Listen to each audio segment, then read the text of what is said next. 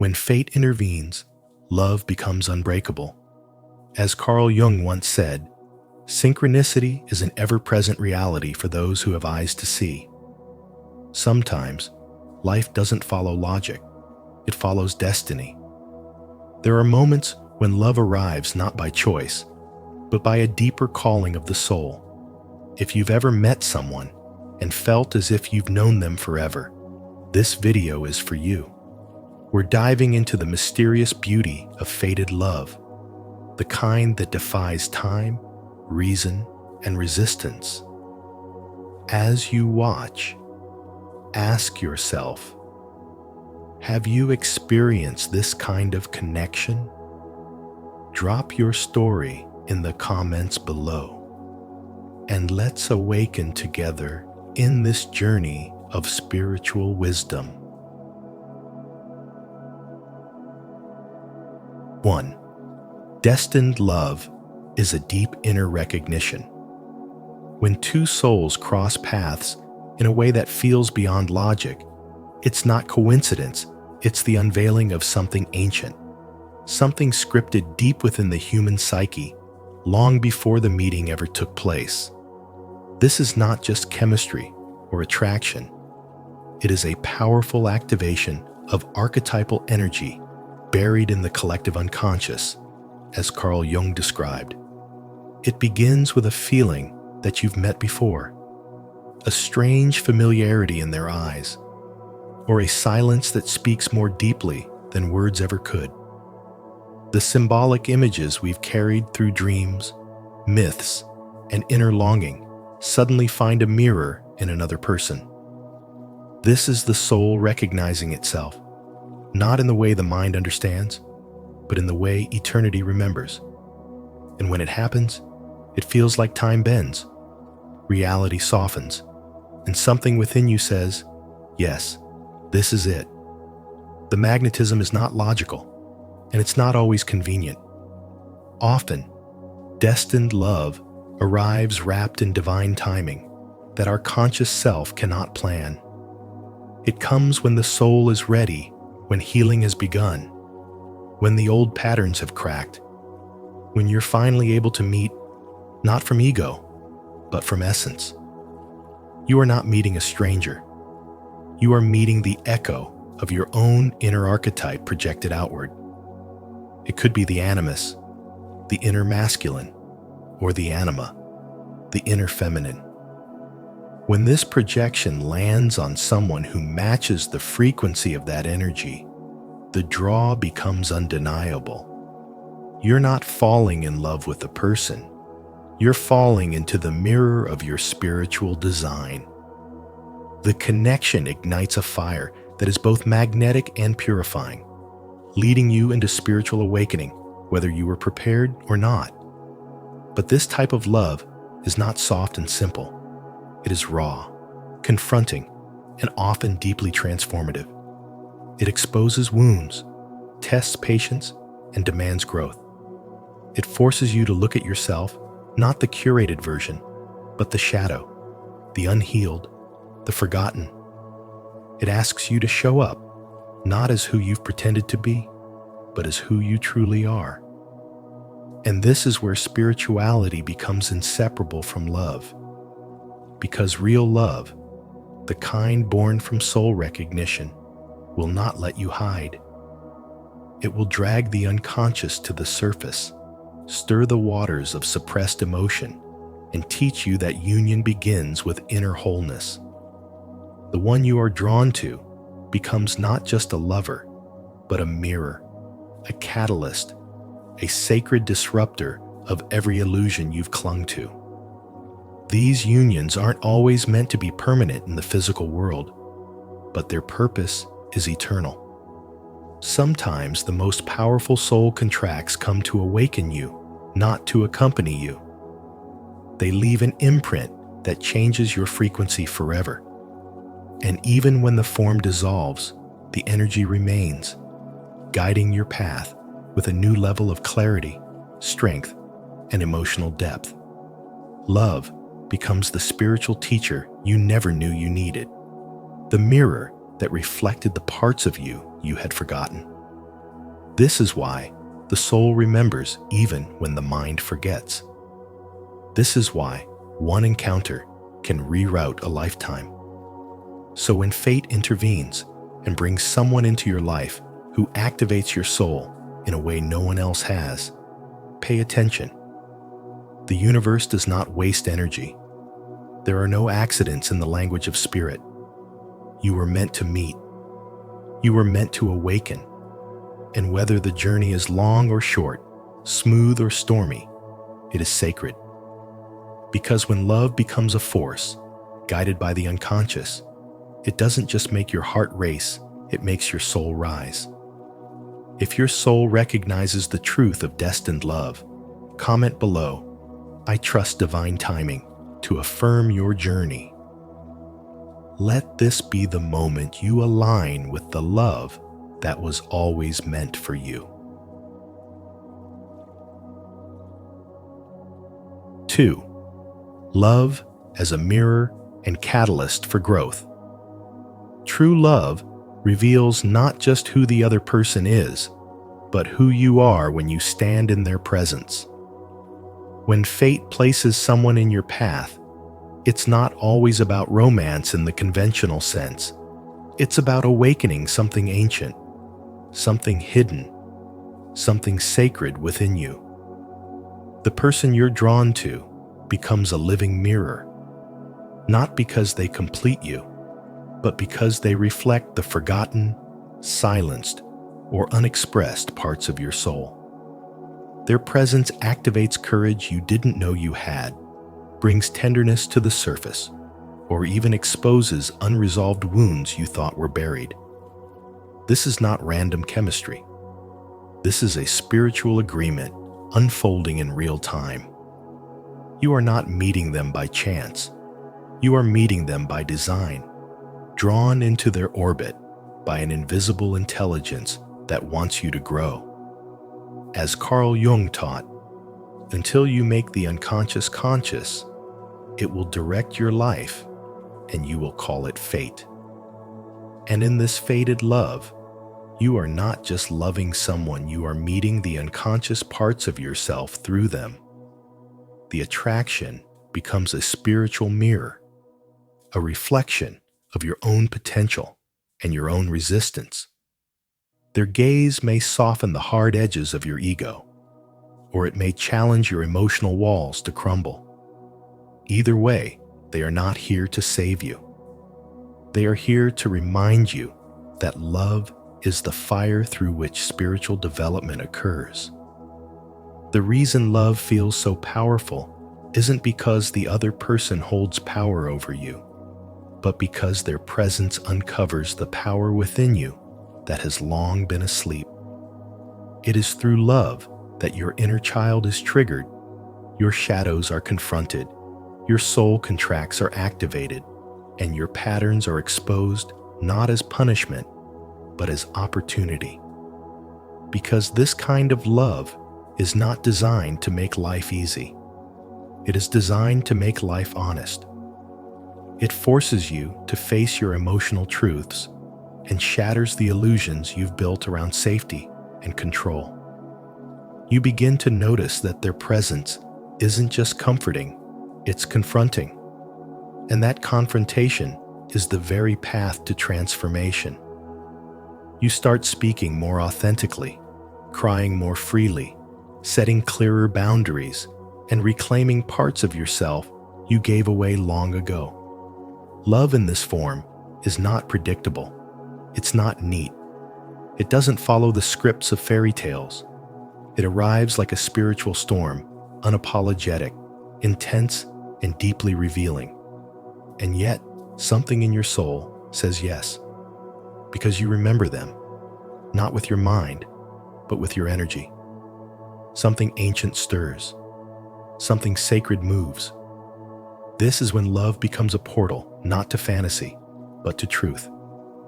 You may find yourself saying, "I don't know why I feel this way, but I know it's real." And that knowing is your spirit recognizing its own evolution. You are not here to merely fall in love. You are here to be reborn through love. When you look into their eyes, you are not just seeing them, you are seeing who you could become. And that is the gift of spiritual love. It awakens you to yourself. It breaks the cycle of ego-driven relationships and calls forth your soul. It doesn't just ask you to stay, it asks you to rise. Through every emotional storm, through every mirror they hold up to your flaws, through every trigger they activate, there is one message being whispered. Become who you were always meant to be. This is spirituality in motion. This is spiritual development through sacred connection. Love them, yes, but more importantly, let them help you remember the deepest truth of all: you are not broken. You are becoming. And sometimes it takes the mirror of fate to finally see it. If you believe love is meant to awaken your soul and help you grow, don't hesitate like this video. Subscribe to our channel and share your reflections in the comments below. Let's affirm together: I am ready for love that transforms me. 3. Synchronicity guides fated connections. When fate intervenes in love, it doesn't knock on the door of logic. It moves silently through the soul, echoing through synchronicities that feel too precise to be mere coincidence. These are not just signs. They are moments of deep resonance where the inner world aligns perfectly with the outer, signaling that destiny is not only real, but intelligent. Carl Jung called synchronicity a meaningful coincidence that connects two souls across time, dreams, and intuition. It's not about luck. It's about soul readiness. Love arrives not when the ego demands it, but when the spirit has evolved enough to recognize it. And in that moment, everything changes. A familiar gaze, a sentence that mirrors your deepest thought, a silence that speaks louder than conversation. These are the invisible fingerprints of destiny. Spiritual wisdom teaches that what is meant for you will never need to be forced, explained, or chased. When two souls are destined, life will bend to create the right alignment, even if it means delaying union until both are prepared to truly see each other. This isn't about fantasy. It's about intelligence, the sacred order of the universe working behind the scenes, weaving signs, dreams, and timing into a tapestry that pulls you toward what your higher self already knows. Jung believed that these moments arise from the collective unconscious, a deep reservoir of archetypes and symbols that guide our journey, often without our awareness. So when a connection feels ancient, immediate, and undeniable, it likely is. You're not falling in love, you're remembering it. The beauty of a fated connection lies in its simplicity. It doesn't need loud declarations or dramatic pursuit. It's quiet, grounded, and magnetic. It's the way their presence feels like home without explanation. It's the way your nervous system calms when they walk in the room. It's the way time bends and conversation flows effortlessly, as if you're picking up where you left off in another lifetime. This isn't ordinary love. This is archetypal love, rooted in the deepest symbols of union, balance, and divine timing. It transcends need and becomes a calling. And no matter how far apart you may drift, something always brings you back. Not because of unfinished business, but because of a contract written by the soul long before you were born.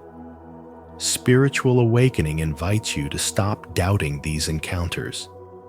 Start seeing them as markers on your path, proof that the universe is not chaotic, but deeply aware of your journey. Intelligence is not just found in thoughts, it's found in patterns, energy, and alignment.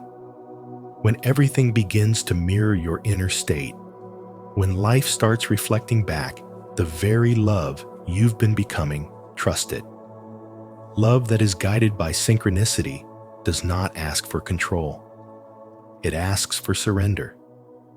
And in surrender, it becomes unbreakable, not because it's perfect, but because it's true. 4. The role of the self in orchestrating love. The self, as Carl Jung described, is the totality of both your conscious awareness and your unconscious instincts, a deep intelligence that orchestrates your life beyond what the mind can comprehend. In love, this self is not passive. It arranges encounters, whispers through intuition, and aligns your path with those who are meant to awaken your soul. When love arises from this depth, it is not just romantic or emotional, it is transformational. It comes to restore parts of you that were forgotten, hidden, or broken. You may feel an inexplicable pull to someone, a resonance that defies logic, because the self recognizes what the ego cannot. This is the realm of archetypes, of ancient spiritual patterns, of spiritual awakening that speaks through connection.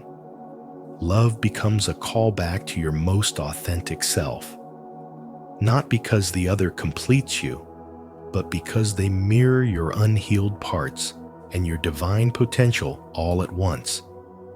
In this sacred orchestration, the purpose of love is not to make you feel comfortable, but to make you whole. The self knows that growth comes through reflection, and there is no greater mirror than love. That is why certain people enter your life with such timing, intensity, or synchronicity that it shakes you awake. They are not random. They are spiritual catalysts sent to bring forward what was dormant within you. Often, these connections are layered in paradox. They feel both fated and challenging, both exhilarating and terrifying, because they are designed to awaken the parts of you that need to evolve. And through them, you begin to see not only who you are, but who you are becoming. In modern life, we are trained to chase love with our eyes open, but our intuition closed. Yet the self invites us to reverse that, to listen inwardly, to trust the quiet sense of recognition, the stillness that speaks when a true soul connection arrives. Fate, in Jungian thought, is not some random force. It is the unfolding of your inner reality into the external world. Until you become aware of what lives in your unconscious, it will shape your choices, your patterns, and your relationships. But once you awaken, you begin to participate in the unfolding. You stop seeking love as a cure, and instead recognize it as a teacher. The ones who come into your life with deep impact are often the ones written into your spiritual contract before you even knew how to love yourself. They show you your shadow, your light, your pain, and your path. This is why unbreakable love is not defined by longevity or perfection, but by alignment with your inner truth. The deeper your self-awareness, the clearer you see who resonates with your energy, who belongs in your sacred circle, and who is merely passing through. In spiritual wisdom, love is not a reward, it's a revelation. It reveals where you are aligned and where you are still fragmented. It brings you into contact with your soul's longing, not so you can fill the void, but so you can understand its message. And the most powerful love, the kind that feels inevitable, magnetic, and eternal, is always orchestrated by the self. Not because you are lucky, but because you are ready. Ready to be seen, ready to heal, ready to love from a place of inner wholeness, not spiritual hunger. The self does not give you what your ego desires. It gives you what your soul needs. And when fate intervenes through love, it is not chaos, it is the highest form of order, a divine choreography of timing, memory, and meaning. That is the love that cannot break, because it was never built on illusion, it was forged in truth. Leave a like and subscribe to Spiritual Wisdom, and don't forget to turn on the notification bell so you won't miss any soul-aligned messages like this. Comment below. I trust the self within me to guide me toward love that is destined and divine. 5. Resistance is part of the path. When a love is destined, it rarely arrives in silence. It comes with an echo, a quake, a wave that disrupts everything familiar. Not because it is wrong, but because it is real. It challenges your carefully constructed identity, confronts the shadow you've hidden from, and demands that you meet yourself honestly. This isn't just romance, it's a spiritual initiation. Carl Jung once said, "People will do anything, no matter how absurd, to avoid facing their own soul." And that's exactly why this kind of love can terrify you. It pulls up old wounds, awakens past fears, and shakes the illusion of control. But the presence of resistance doesn't mean you're on the wrong path. It means you're being pushed beyond the ego and into the realm of the soul, where transformation begins. The emotional chaos, the urge to run, the fear that it's too much, these are not signs to retreat. They are signs that your inner world is being stretched to hold more truth, more light, more presence. When love touches your core, it doesn't ask you to stay the same. It asks you to grow. It tests your capacity to remain open, even when your nervous system screams for safety. It reveals where your heart is still guarded, where your mind still clings to certainty, and where your spirit longs to be free. That very tension is the heat of alchemy, the soul's way of preparing you to become who you were meant to be. Spirituality is not always calm waters. It is also the storm that breaks the dam of false identity. And in that breaking, you begin to awaken. Spiritual development doesn't come through perfect peace. It comes when you're willing to stand still in the fire, knowing it's burning away what no longer serves your highest path. The one you resist may be the very soul you contracted to meet before you were born. Their presence is not an accident. It is the mirror, the messenger, the key. And yes, it will be intense. But intensity is not something to fear. It is something to surrender to, because it often signals depth, not danger. The more you resist, the more it persists, not to punish you, but to remind you that avoidance delays growth. So let your resistance teach you. Let your discomfort reveal you. Let your fear guide you to the place where your healing begins. What feels like chaos is often divine order in disguise. What feels like too much is often exactly enough. And the love that cracks you open is often the one that sets your soul free. 6. Anima and animus shape our attraction. Carl Jung's theory of anima and animus reveals a profound spiritual intelligence behind why we feel such intense, inexplicable attraction to certain people. Within every man lives an unconscious feminine energy, the anima. Within every woman, a masculine counterpart, the animus. These archetypes, rooted in the collective unconscious, shape not only how we relate to love, but how we project our hidden desires and wounds onto others. When you meet someone who mirrors this internal image, the pull can be overwhelming, electric, almost divine. It feels like destiny, but what you're actually experiencing is a reflection of your own soul, calling out for recognition. The danger, Jung warned, lies in unconscious projection. You don't see the person, you see your own longing dressed in their face. You fall in love not with them, but with a forgotten part of yourself. This is where love becomes an illusion. It feels like fate, but it's fantasy. Yet when you bring these archetypes into consciousness, when you meet your inner masculine or feminine with awareness, you stop projecting and start awakening. You begin to recognize others not as saviors, but as sacred mirrors. This is where real love begins. It no longer emerges from emptiness or lack, but from inner wholeness.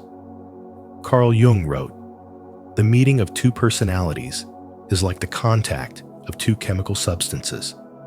If there is any reaction, both are transformed." This is the essence of transformative love. Not passion for its own sake, but connection that changes you at the soul level. Love becomes less about possession and more about reflection. It stops being about what the other person can give you and starts being about what the connection reveals within you. Spiritual wisdom teaches that fate doesn't bring people into our lives randomly. It brings them to trigger healing, remembrance, and growth. The Anima and animus awaken us to our own unconscious longings. But it is our choice, our spiritual maturity, that determines whether we use this connection to expand or repeat old patterns. Emotional intelligence alone isn't enough. You must cultivate spiritual intelligence, the ability to see beyond the surface, to hold space for your inner symbols, to ask deeper questions. Is this love rooted in my wholeness, or am I just chasing completion in someone else? Is this connection a calling or a cycle? The moment you stop romanticizing projection and start integrating your shadow is the moment you stop falling in love with illusions and start creating space for real, unbreakable love to grow. You realize that you are not seeking someone to save you. You are seeking someone to walk beside you. And the more conscious you become of the sacred energies within you, the more aligned your outer relationships become. Because true love is not about finding your other half. It's about finding someone who reflects the fullness you've already claimed within. 7. Individuation through love. Love is not merely romantic, it is alchemical. It is the crucible through which the unconscious is stirred, the self is summoned, and the soul begins its deepest work. Carl Jung understood this when he spoke of individuation as the process of becoming whole, and love, in its purest spiritual form, is the fire that makes this process unavoidable. It does not arrive to soothe our wounds. It comes to expose them. It brings us face to face with our unresolved traumas, our unmet needs, and our unspoken fears, not to destroy us, but to liberate us. In this sacred confrontation, love dismantles illusions. It peels away the layers of ego, the false identities we've constructed for approval or safety, and forces us to witness the raw truth of our inner world. The person we meet through this spiritual awakening is not here to complete us, but to reveal the parts of ourselves we abandoned long ago. They are the mirror, not the medicine. They are the trigger, not the cure. But through that triggering, healing begins not by fixing the other, but by reclaiming the self. This is the paradox of spiritual love. It hurts, and yet it heals. It disrupts, and yet it aligns. It is not about harmony at all costs. It is about truth at all costs. And the truth often arrives in the form of tension, resistance, even chaos, because something deeper is being summoned to the surface. In modern relationships, we're taught to seek compatibility, comfort, convenience. But soul-level love isn't convenient, it's catalytic. It exists to awaken intelligence within your being that you didn't know was there. It reminds you that real love is not found. It is remembered. It is not about ownership. It is about freedom. When two souls are drawn to each other by fate, it's not because they fit like puzzle pieces, but because they are meant to activate each other's growth. And this activation can feel like a storm, but it is actually a cleansing, a spiritual storm that clears away everything that no longer serves the evolution of your soul. In this way, love becomes the arena of awakening. It teaches boundaries, not as walls, but as sacred lines of self-respect. It teaches presence, not as performance, but as spiritual integrity. And above all, it teaches surrender not to another person, but to the process of becoming who you truly are. The person you meet through this spiritual lens is not your destiny. They are your initiation. They are the door you walk through, but the journey is still yours. To walk beside them is a choice, not a need. And if that choice is made from a place of awakened consciousness, not unconscious longing, then love becomes a sacred partnership rooted in truth, not fantasy. It becomes the ground where both people are free to be whole, even as they walk together. This is love as individuation. This is love as spiritual wisdom. 8. Love that endures is a journey, not a destination. Love that endures is not a destination, but a sacred unfolding of the soul, a journey that often begins with heartbreak, confusion, or separation before it leads to true transformation. When fate intervenes, it doesn't always arrive wrapped in ease or clarity. Instead, it often cracks you open so that the light can enter, allowing your spirit to grow. Carl Jung once said, "Until you make the unconscious conscious, it will direct your life, and you will call it fate." And in the realm of love, this could not be more true. The most powerful connections do not always come with logic or perfect timing. They come with a knowing, an ache, a recognition that stirs something ancient inside you. These soul-deep encounters are not built on possession or control, but on presence and spiritual development. Even if time, distance, or circumstance separates two people, the energy between them continues to move, reshape, and whisper lessons into their lives. Love that is written by destiny is not always loud. It's patient, enduring, and transformational. It calls you to rise, to confront your shadows, to release the ego's grip, and to embrace the unfolding of your authentic self. In this space, love becomes a mirror for the soul, revealing wounds and wisdom alike. Spirituality teaches us that the connections that challenge us the most are often the ones that awaken our highest truths. So when someone enters your life and you feel cracked open by their presence, don't rush to label it or cling to outcomes. Let it teach you. Let it stretch you. Let it return you to yourself. The purpose of such love is rarely comfort. It is evolution. These destined meetings are contracts of the soul, not always to stay, but always to awaken. And even if the story doesn't unfold the way your mind hoped, trust that your soul received exactly what it needed. Spiritual development is rarely linear, and neither is love. It comes in waves, in signs, in moments that don't make sense until your heart is ready to understand. Fate is not always what you meet, it's what transforms you. And the most unbreakable bonds are not the ones tightly held by the hands, but the ones deeply anchored in the heart. So walk with faith, not fear. Love deeply, even when the form changes. Trust that if the connection is written in spirit, it will never truly leave you.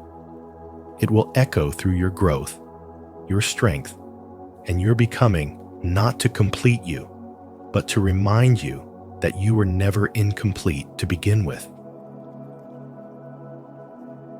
And so, when fate weaves its golden thread through the soul of two destined hearts, love becomes more than just emotion. It becomes divine alignment. If today's message spoke to something ancient within you, a truth you've always known, but never quite put into words, then you are exactly where you're meant to be. Let this reminder be your anchor. What's meant for you will not pass you by. If you felt the depth of this truth, let us know in the comments. Share your story, your synchronicities, or simply write, "I trust divine timing." And don't forget to like, share, and subscribe to Spiritual Wisdom. Tap the notification bell so you never miss the next message meant for your soul. Your journey is guided. You are not alone.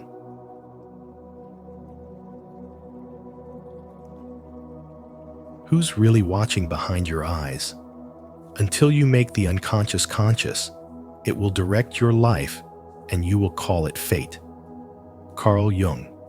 Have you ever wondered who or what is truly observing the world through your eyes? In today's video, we'll go deeper than thought, deeper than the ego, and uncover the hidden intelligence behind your awareness, the one Carl Jung hinted at when he spoke of the self watching behind the persona. This isn't just philosophy, it's a mirror held up to your inner life, offering a path to radical self-recognition and transformation. As you listen, ask yourself, who's really behind your eyes right now? And if this sparks something within you, comment below with your thoughts. We'd love to know what this awakening means to you. Let's begin this journey together.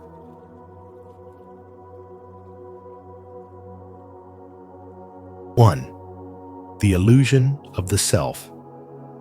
When a chimpanzee wakes up from anesthesia and reaches for the red dot on its own forehead, recognizing its reflection in the mirror, something extraordinary happens. Not just a scientific breakthrough, but a crack in the illusion we've long accepted as truth. Because that moment doesn't merely confirm the animal's self-awareness. It confronts us with an unsettling question. If even a chimp can recognize itself, then what exactly are you recognizing in the mirror every morning? The moment you catch your own eyes in your reflection, is it really you watching? Or is it just a habit, a performance, an echo of something deeper that you've long forgotten? The truth is, most people live under the spell of continuity. You assume you're the same person as yesterday because your brain tells you a story that feels seamless. But neuroscience suggests otherwise. Your self is a patchwork of fleeting thoughts, reconstructed memories, emotional reactions, and unconscious processes that rearrange themselves daily. Your sense of I is not an unchanging presence, but a moving target, built moment by forces you do not consciously control.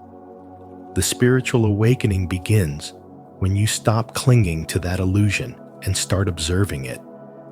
When you realize that the narrator in your head isn't the true self, it's just the voice the system has created to keep the story going. The real you is the quiet watcher, the silent witness, the stillness behind the noise. Carl Jung understood this long before modern neuroscience caught up. He warned us that until you make the unconscious conscious, it will direct your life and you will call it fate. Think about that. So much of your identity has been shaped not by your true essence, but by conditioning, trauma, expectations, and cultural programming. You've become an actor in a play you never auditioned for. And yet, you've mistaken the costume for your skin. You think you are the character, not realizing that your true self is the one watching the performance unfold from backstage. This is not just philosophy. This is your everyday life every time you doubt yourself, overthink, get stuck in a spiral of fear or shame or over-identification with roles that were never yours to carry. The experiments with split-brain patients show us something shocking. Even when the brain is physically severed, the illusion of one I continues. Each hemisphere generates its own reality, and yet the individual still reports being one unified person. That illusion of unity is maintained by language, narrative, and emotional coherence, but it is still an illusion. When false memories can be implanted, and those memories shape behavior, how can you trust your past to define you? And more importantly, why should you?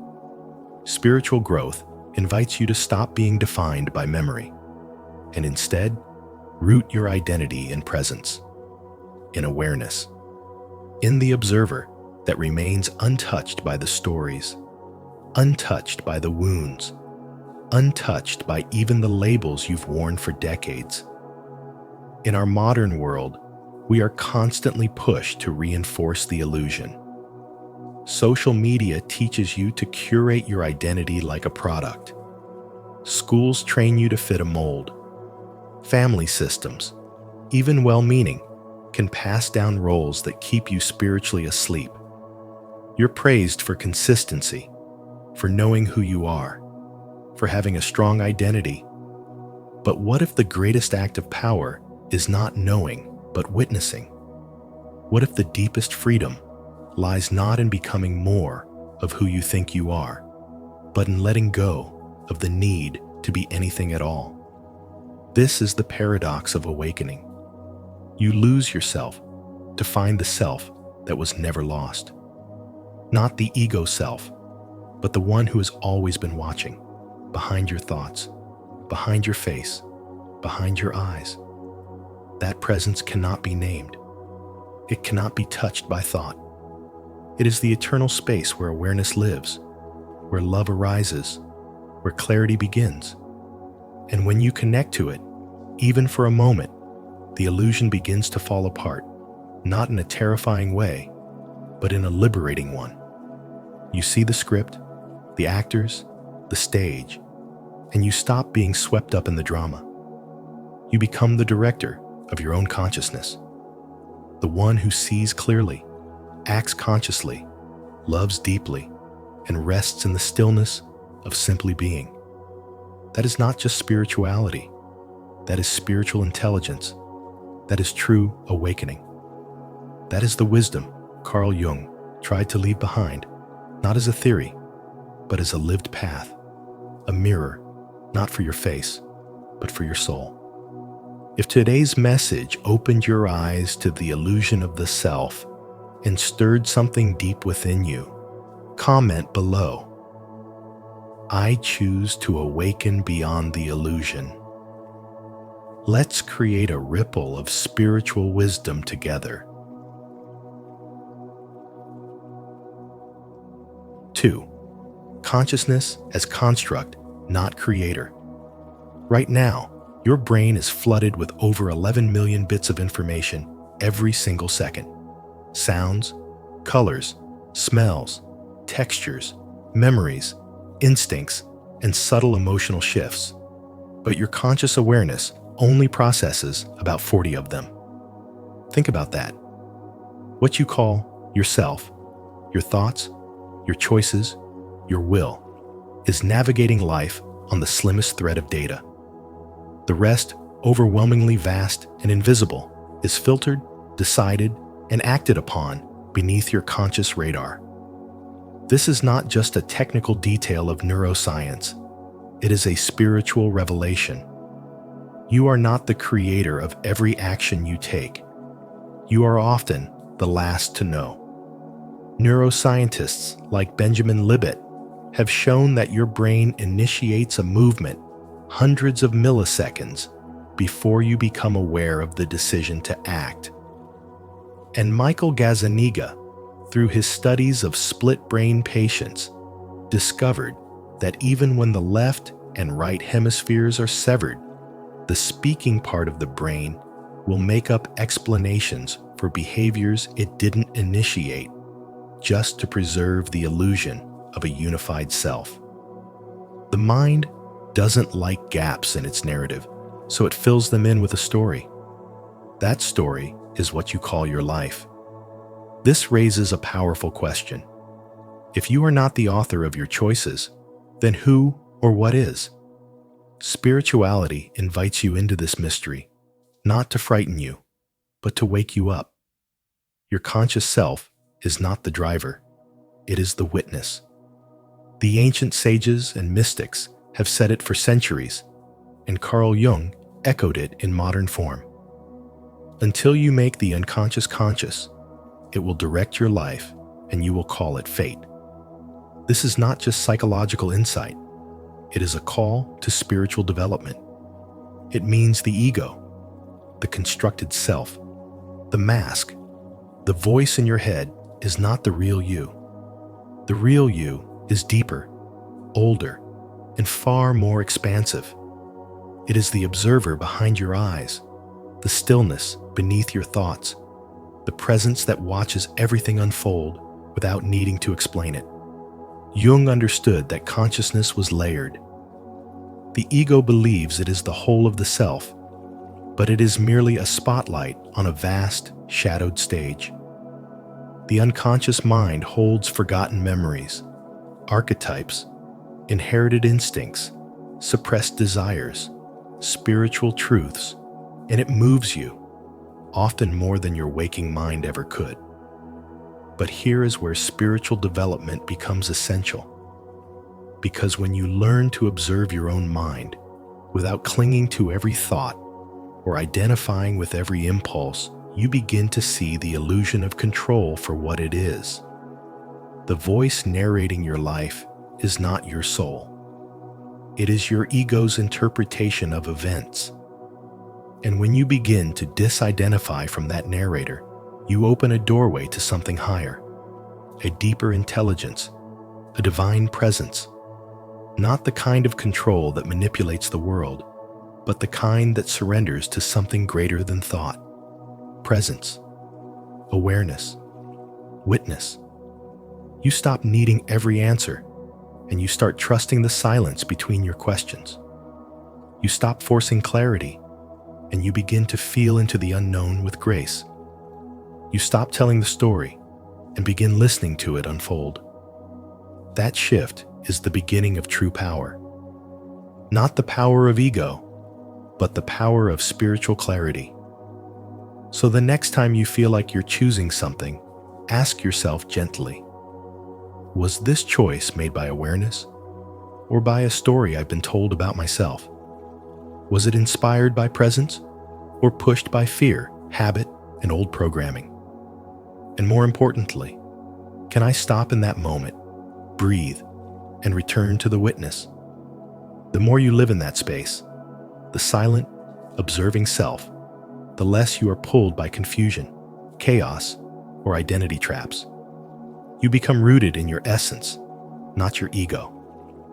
And when you live from the essence, you do not need to explain everything. You simply are. And in that being, there is wisdom. There is peace. There is the quiet truth that behind your eyes, beyond all thought, something timeless has always been watching, waiting for you to see that the one observing is the one you've been searching for all along. Are you ready to explore the illusion of control and meet the true observer within? If so, comment below. I will meditate to show your devotion to inner clarity and deeper consciousness. 3. You are a story. Your brain is telling itself. You are not who you think you are. You are who your brain imagines you to be. Every thought you've ever had about yourself, every memory you've clung to, and every belief you hold about your identity is a part of an internal narrative your mind is constantly weaving. This story isn't static. It's fluid, shifting every time you recall a memory, reinterpret an event, or experience a new emotion. Neuroscience shows us that memory is not a recording, it's a recreation. Each recollection is shaped by the present moment, influenced by what you currently feel, think, and believe. You remember not what happened, but what your brain believes is most useful to preserve your personal continuity. In essence, you are a self-generated myth, crafted not by truth, but by coherence. As Carl Jung once said, the most terrifying thing is to accept oneself completely. But which self are you accepting? The one that's real or the one that's rehearsed? Every time you look into a mirror, what you see is not reality, but a hallucination your brain agrees upon. N.L. Seth's concept of controlled hallucination highlights that everything you experience is filtered through an intelligent prediction model.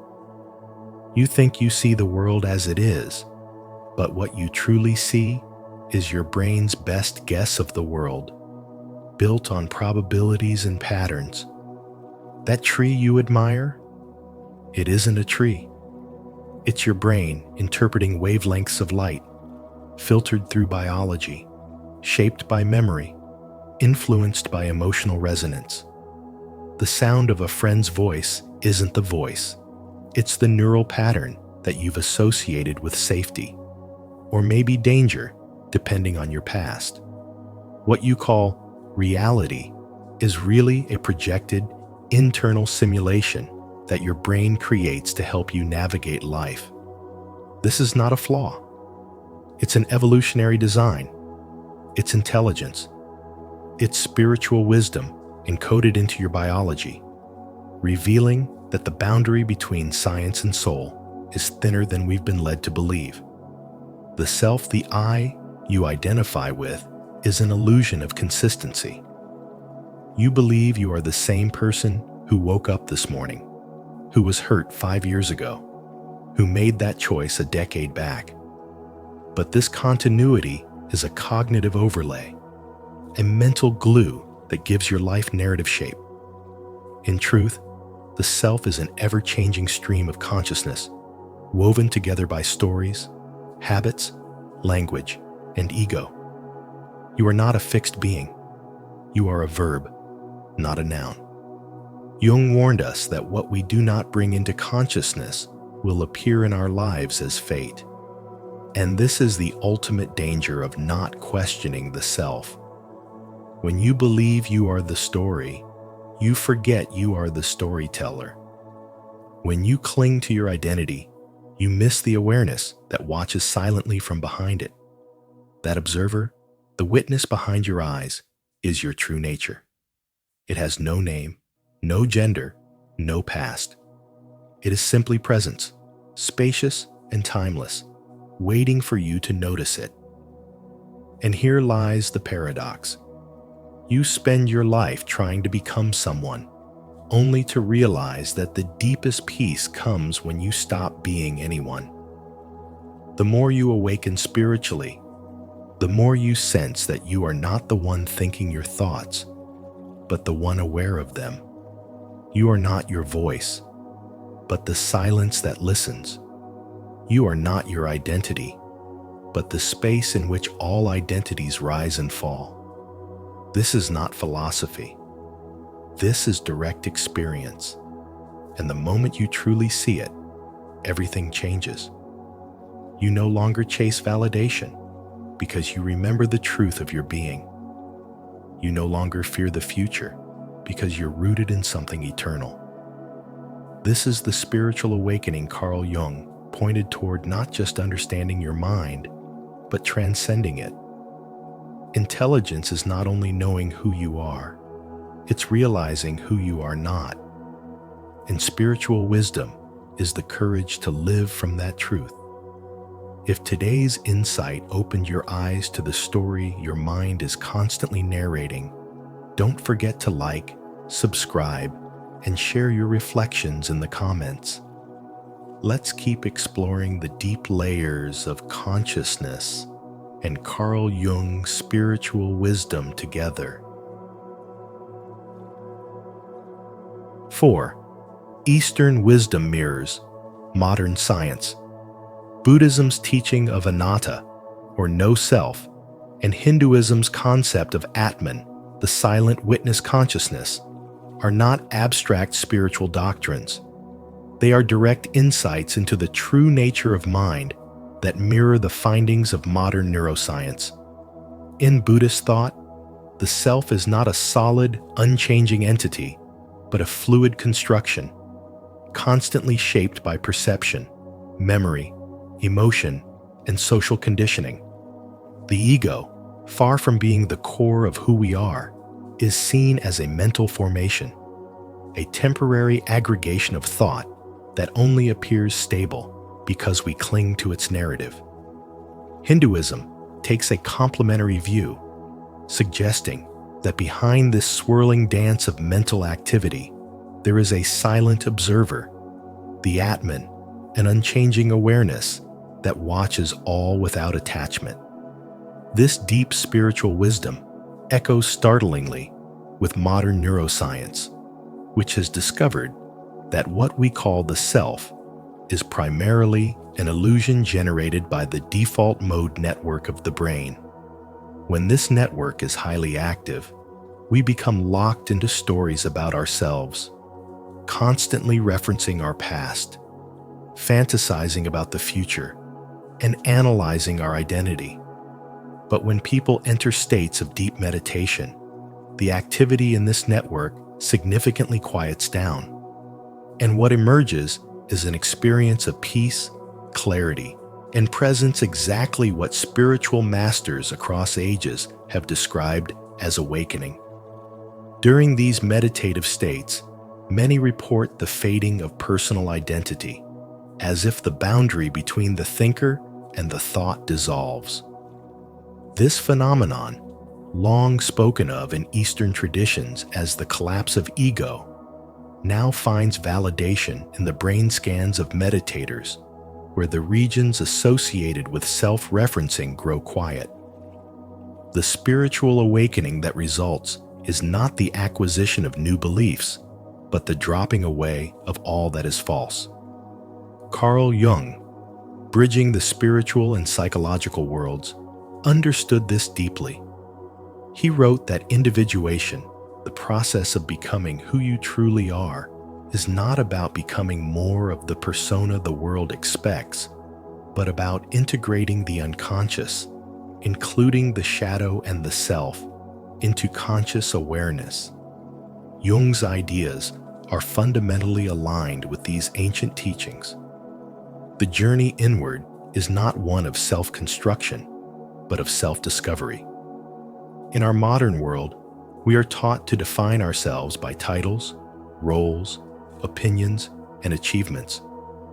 Yet none of these touch the core of consciousness.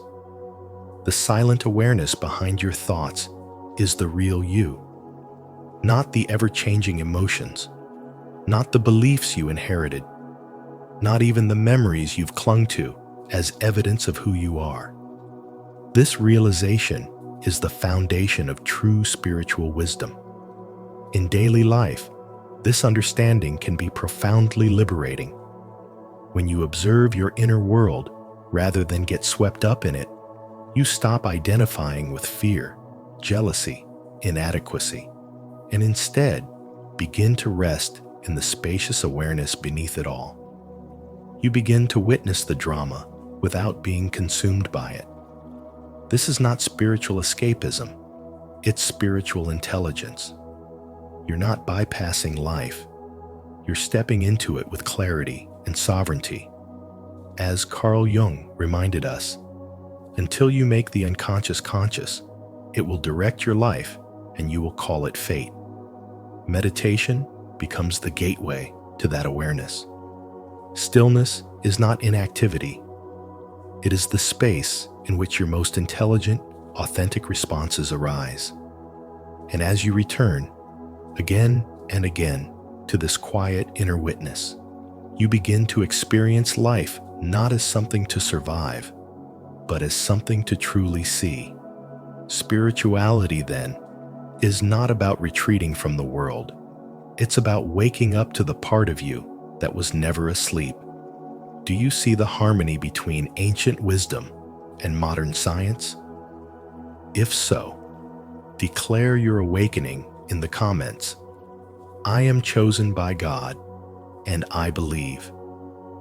And don't forget to like, subscribe, and turn on the notification bell so you never miss a moment of deep spiritual insight. 5. The observer is not a thought. It's awareness itself. You cannot observe the observer because the observer is not a thing to be grasped.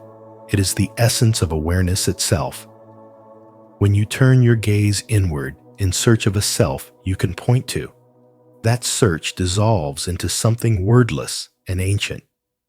What fades is the illusion of identity, the narrative you've been telling yourself, the personality you've constructed, the label society has placed on you. What remains is not a thought or a feeling, but a presence that is untouched by time, memory, or emotion. This presence has been quietly witnessing every chapter of your life. The moments of innocence in childhood, the heartbreaks that shaped you, the victories you celebrated alone, the stillness behind every breath as you sleep. It is not moved by praise or shame, not defined by what you've done or failed to do. Carl Jung once said, "Who looks outside dreams, who looks inside awakes." This is not poetry, it is a spiritual truth. To awaken is not to acquire more knowledge, but to recognize the silent witness that has always been there, watching, waiting, observing without judging. The observer behind your eyes is not part of the mind. It is what sees the mind. It is not a voice, it is what hears the voice. It cannot be described, because every attempt to describe it turns it into an object, and it is not an object. It is awareness without form, without borders, and without narrative. This is the beginning of real spiritual development, not learning more, but unlearning the illusion that you are your thoughts. Thought can only reflect, analyze, and judge, but awareness simply observes. Thought is shaped by culture, memory, pain, and language. Awareness is shaped by nothing. You may experience anger, but awareness is not angry. You may remember trauma, but awareness is not traumatized. You may chase success or feel like a failure, but awareness is not chasing, and it never fails. It is always still, always present. And when you sit quietly, without needing to control or fix, you begin to feel it. You begin to return to it. In the noise of modern life, this awareness is often forgotten. We scroll through identities, mimic trends, and lose ourselves in a digital mirror that reflects only fragments of who we think we should be. But even while you're distracted, even while you're asleep, this awareness remains untouched, unchanged. It doesn't react, it doesn't crave, and it doesn't judge. It simply sees, and in seeing, it liberates. To know this is not to become someone new, but to finally stop pretending to be someone you're not. This is the turning point in your spiritual awakening. This is the moment when you realize that the peace you've been seeking externally is the nature of the one who watches. And while your ego might resist this truth, clinging to identity, craving validation, fearing dissolution, the awareness does not resist anything. It embraces everything with neutrality and grace. So the deeper lesson is this: you are not your name, your story, your wounds, or your thoughts. You are the timeless awareness that observes it all. This truth doesn't need to be believed. It can be experienced directly, here and now, by simply noticing that which watches your thoughts pass like clouds. It doesn't speak, yet it hears. It doesn't move, yet it feels alive. It doesn't age, yet it has been with you since the very beginning. And this awareness, this sacred witness, is the heart of all spirituality. It is the foundation of true spiritual development, not a path of becoming, but a path of remembering that before the mind, before the ego, before the world told you who you were, there was a still, wordless presence watching through your eyes, and it's still here. 6. Physics and mysticism converge. Quantum physics has revealed a truth so strange and profound it mirrors what ancient mystics have whispered for centuries. The observer affects the observed. You don't just see the world, you shape it.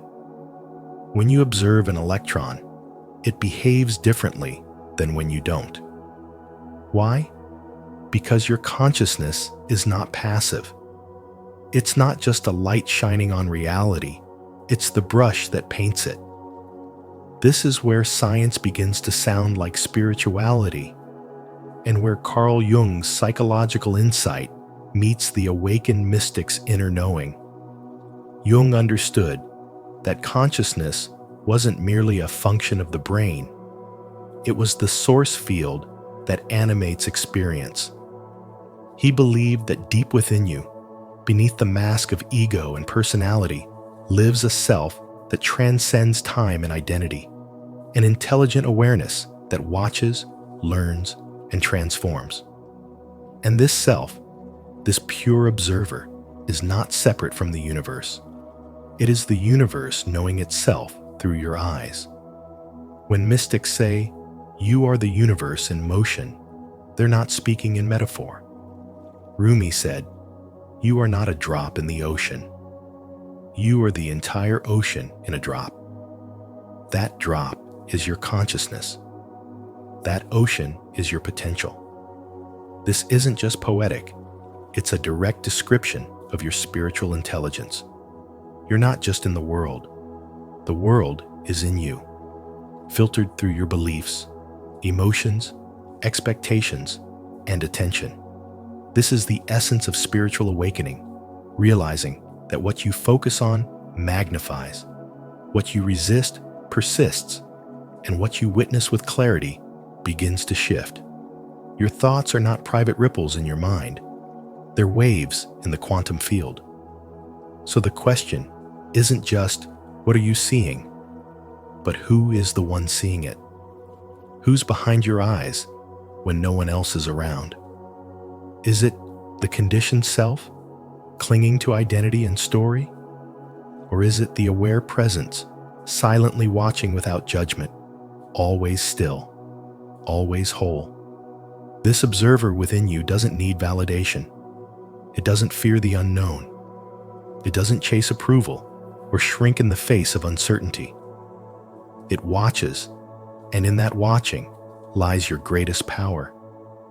This is what Jung meant when he spoke of individuation not becoming something new, but remembering who you already are beneath the noise. You become whole, not by adding more, but by seeing more clearly. Not by doing more, but by becoming the one who sees. And the deeper you look, the more you realize. The world is responding to your gaze. You are in relationship with every moment, every person, every thought, and the quality of that relationship is determined by your awareness. There is no such thing as a neutral observer. In this spiritual wisdom, consciousness isn't just a flashlight. It's the sculptor, the stage, and the script. The moment you realize that the universe is looking through your eyes, not at you, but as you, everything changes. The illusion of separation begins to dissolve. You stop reacting and start responding. You stop searching and start seeing. And in that seeing, you come home to the intelligence that's been watching all along. Leave a like and subscribe to Spiritual Wisdom for more insights where physics and mysticism beautifully converge. Tap the notification bell so you never miss a moment of truth. And if this message resonates with you, type in the comments, "I am aligned with the intelligence of the universe." 7. The question that transforms. You have never actually seen your own face, only its mirror image, distorted by glass and shaped by lighting, distance, and perception. You've never truly heard your own voice, either only recordings and echoes, filtered through technology or bouncing back through walls. And if that is the case, then what exactly is doing the seeing? What is doing the hearing? What is aware of all of this experience? That question, subtle yet revolutionary, invites you into a realm far deeper than identity. It calls you into direct encounter with the witness within. Carl Jung once said, "Until you make the unconscious conscious, it will direct your life and you will call it fate." And perhaps nothing pulls the curtain back on the unconscious more powerfully than asking, what is watching from behind your eyes? You may believe you are your thoughts, your memories, your voice in your head. But pause. Observe the one who is observing. That presence, the quiet, unwavering intelligence, is not your job title, not your story, not your trauma. It's not even the voice narrating your thoughts. That presence existed before anyone taught you your name, before any role was assigned to you. In spiritual development, this awareness is often called the higher self or pure consciousness. It is what remains when every thought fades and every mask is removed. It is the seer, untouched by what is seen. And the moment you realize this, your life begins to transform, not because something outside changes, but because you no longer confuse yourself with the noise of the mind. The illusion of the self, the persona you've built and defended, will try to reassert itself. It will whisper to you that you are your wounds, your desires, your history. It will urge you to identify with your social media profile, your bank account, your successes or failures. But something deeper has already awakened. A spiritual intelligence is now aware that it has been watching all along. And once this question has been asked, what is aware of being aware? There is no way back to sleep. You begin to notice the inner space where thoughts come and go. You see emotions rise like waves and fall again, without needing to ride every one of them. You feel pain, but it no longer owns you. You feel joy, and it flows through you without needing to be grasped. This is the threshold of true spiritual awakening. Jung taught that the greatest journeys are inward, and that the goal is not perfection, but wholeness, the integration of what has been hidden. And it is this question, this silent turning of your attention inward, that becomes the portal to wholeness. You begin to live not from reaction, but from presence. Not from illusion, but from clarity. Not from fear, but from deep inner knowing. The more you observe, the more the unconscious is illuminated. And the more you illuminate, the freer you become, not just spiritually, but emotionally, psychologically, and existentially. Because once you recognize that you are the witness behind your own eyes, the entire world changes. Not because the world has changed, but because you have awakened to the truth of who is watching it all. Thank you for joining us on this journey into the unseen layers of self-awareness and the mysteries Carl Jung dared to explore. Remember, the observer behind your eyes might not be who you think it is, but awakening to that truth is where your spiritual growth begins. If today's message sparked a new insight or left you questioning your own perception, that's a sign you're exactly where you need to be. Don't forget to like this video, share it with someone who's ready to awaken, and subscribe to Spiritual Wisdom. Be sure to hit the notification bell so you never miss another moment of deep reflection and transformative discovery. We'll see you in the next video. Until then, stay conscious, stay curious, stay connected.